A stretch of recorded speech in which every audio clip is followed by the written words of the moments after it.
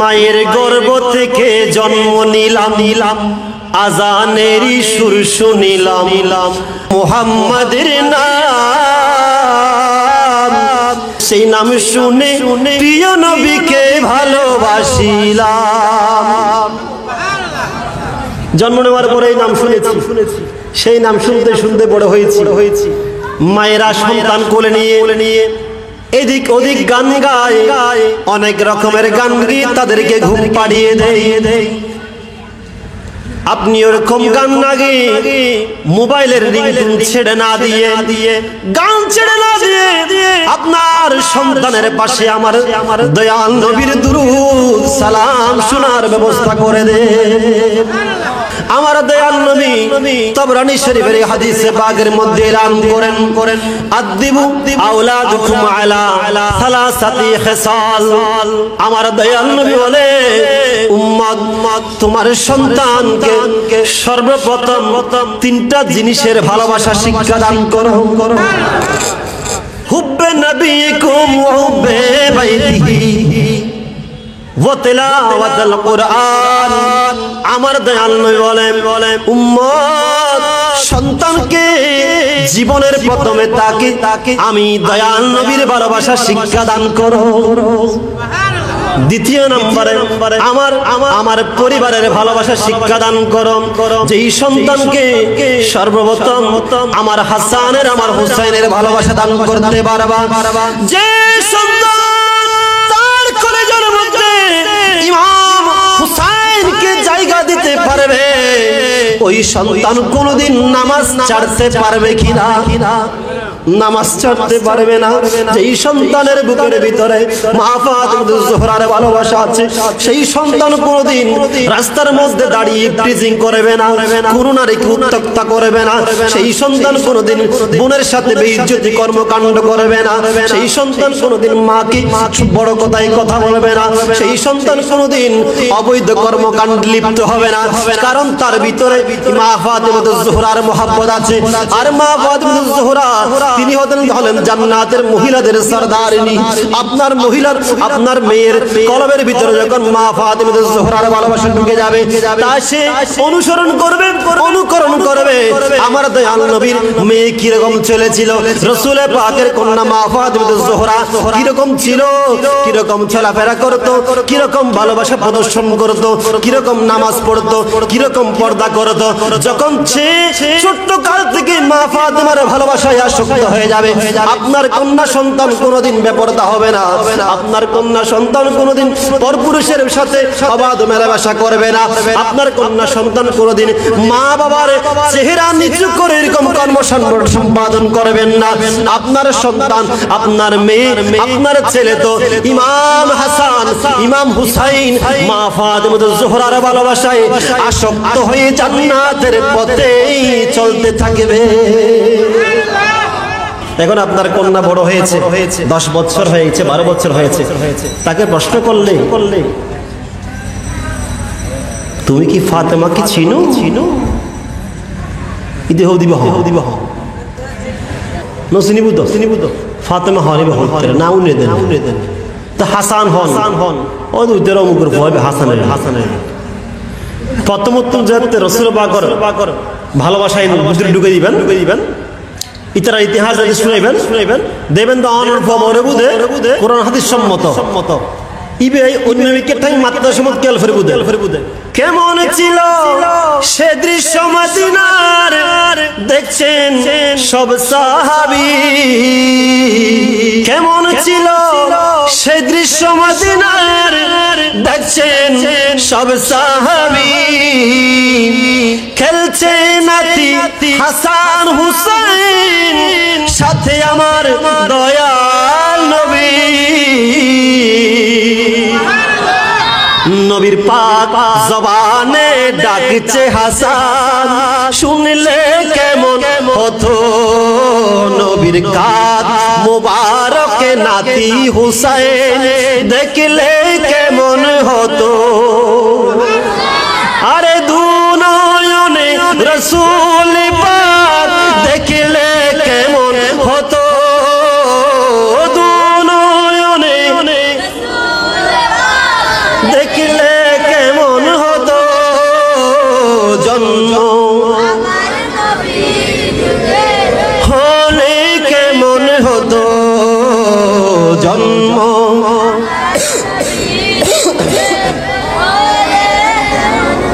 সালাতুন ইয়া রাসূলুল্লাহ আলাইকুম।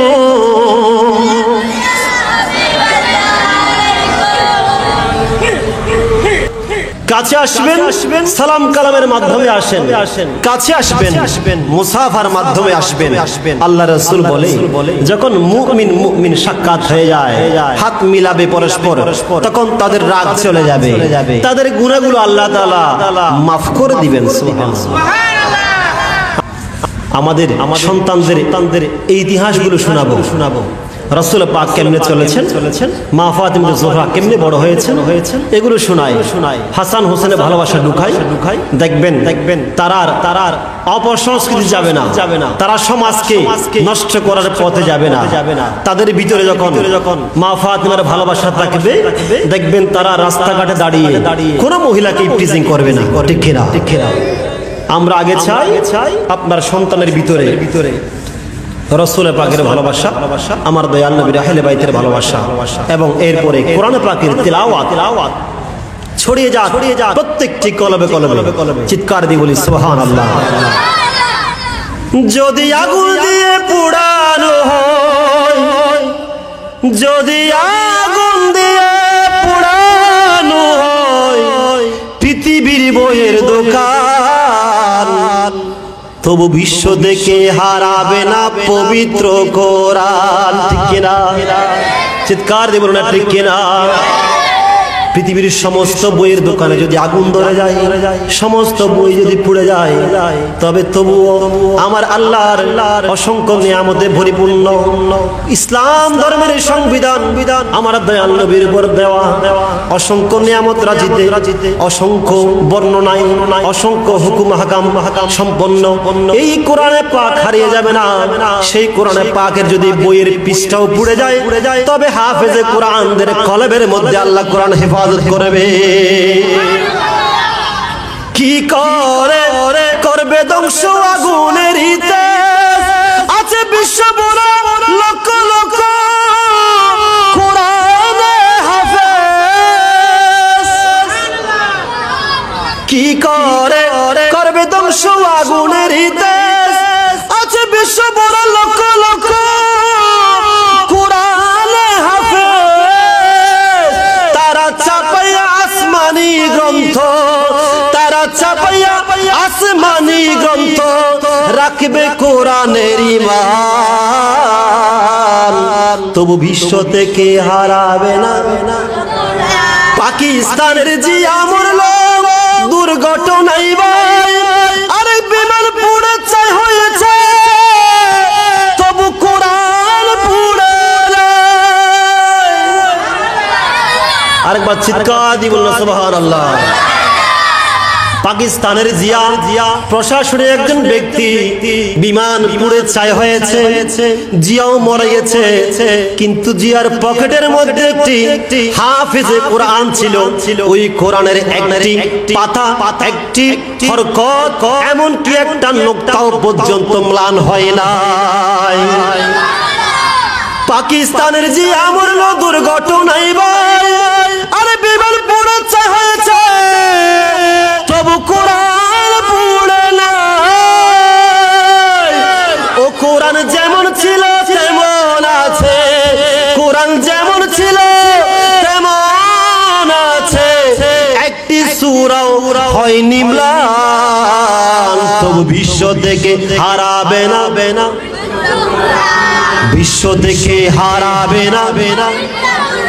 যদি আগুন দিয়ে পোড়ানো হয়, আগুন দিয়ে, আরে আগুন দিয়ে, আরে পৃথিবীর বইয়ের দোকান বিশ্ব থেকে হারাবে না। তো কোরআন হয় বিশ্ব থেকে।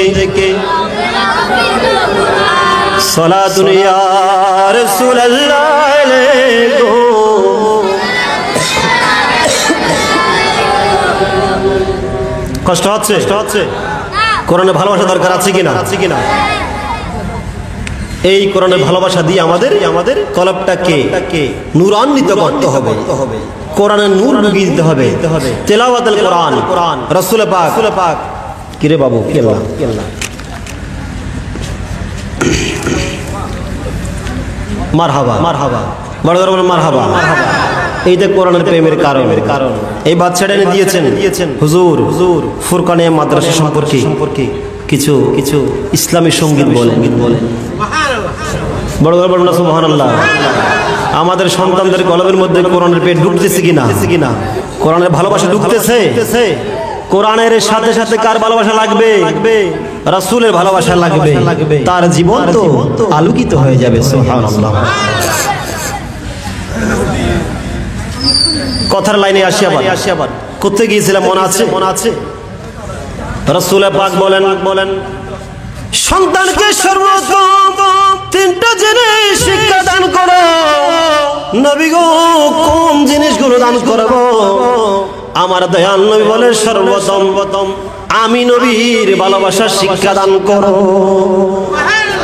নবী গো তারপরে কোন জিনিস দান করব? আমার রাসূল বলে 2 নম্বরে আমার পরিবারের ভালোবাসা দান করো। আমার পরিবার যেইভাবে হুসাইন গর্দানের উপর ছুরি চলতেছে তবুও নামাজ ছাড়ে নাই, তোমার সন্তানকে যদি ওই ইতিহাস শোনাও, ও গো আমার সন্তান, হুসাইন তো জান্নাতের সমস্ত যুবকদের সরদার হবে।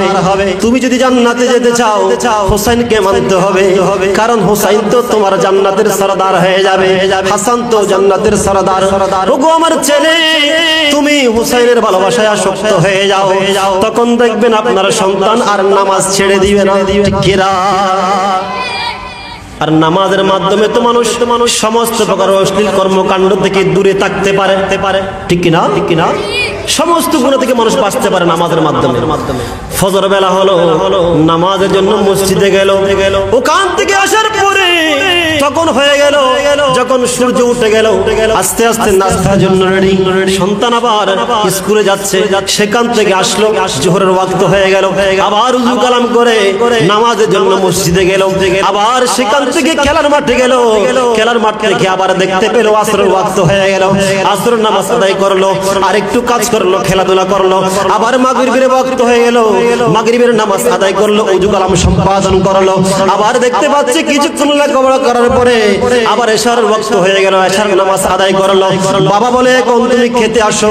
খাবার পরে তার শরীরটা একটু ঝিমিয়ে আসলো, এখন সন্তান ঘুমিয়ে গেল। দেখেন তো পুরা 24 ঘন্টা চলে গেল নামাজের মাধ্যমে কিছুক্ষণ খেলার মাধ্যমে, পাঠদানের মাধ্যমে তার সময় চলে গেল। ওই সন্তান তার পাপ কাজ করার কোনো সুযোগ পাবে না। সেই সন্তানের মাধ্যমে উত্তম জাতি, শ্রেষ্ঠ জাতি গঠন করা সম্ভব। আর যদি নামাজ না পড়ে কোথায় যাবে? সমাজটাও নষ্ট করবে সে। আজান দিরে সে এতক্ষণ মসজিদের বারান্দার মধ্যে, মসজিদের ঘাটের মধ্যে আড্ডা করছে। যখন মুয়াজ্জিন আজান দেওয়া আরম্ভ করেছে, সে আস্তে করে সেখান থেকে বের হয়ে গেল, বাজারের মধ্যে চলে গেল। সন্তান বাজারমুখী হয়ে গেল, মসজিদ ছেড়ে দিল। এটা কোন অবস্থাতেই এটা গ্রহণযোগ্যতা পাবে না। সমাজটা সুন্দর বিনিময় করতে পারবেন না আপনারা। নামাজি হলে সম্ভব। আর যদি আপনি তাকে বানাতে না পারলেন, একটা সন্তান কবিরা সুন্দর করে লিখে আর কি কবিরা সুন্দর করে লিখে নামাজ না পড়ে আমল না করে কবরে গেল। আচ্ছা আপনারা বলেন তো ধন সম্পদ যা কিছু রোজগার করি, আমার জন্ম হয়েছে, বড় হলাম, ধন সম্পদ পেলাম, অনেক কিছু, আমার নারী বাড়ি গাড়ি সন্তান সবকিছু হয়েছে।